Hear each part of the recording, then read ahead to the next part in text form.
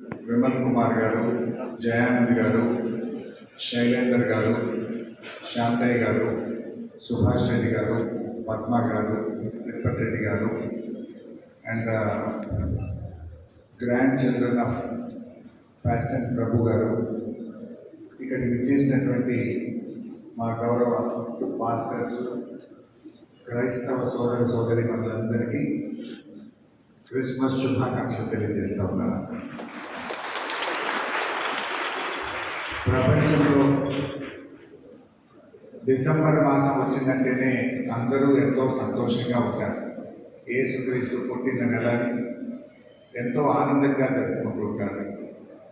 ముఖ్యంగా మన మెదక్ చర్చ్ 100 సంవత్సరాలు పూర్తవుతున్న సందర్భంగా ఈ వేడుకల్లో పాల్గొనడం నాకెంతో సంతోషంగా ఉంది.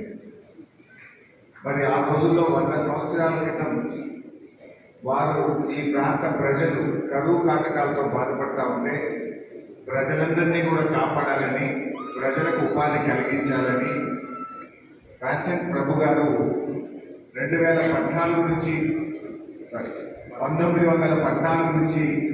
1924 వరకు 10 ఏళ్ల కాలంలో ఆ రోజుల్లో ఏషియా సెకండ్ లార్జెస్ట్ చర్చ్ మన మెదక్లో వారు నిర్మించడం నిజంగా ఎంతో సంతోషంగా ఉంది. మెదక్లోనే ఏషియాలో అతిపెద్ద చర్చు, 2వ చర్చ్ మన దగ్గర ఉండడం అనేది ఇది మెదక్ ప్రజలకే కాదు, యావత్ తెలంగాణ ప్రజలకు ఎంతో గర్వకారణం. వారి గ్రాండ్ చిల్డ్రన్ అంత దూరం నుంచి వచ్చి ఈ 100 సంవత్సరాల వేడుకలో పాల్గొనడం నిజంగా చాలా సంతోషం.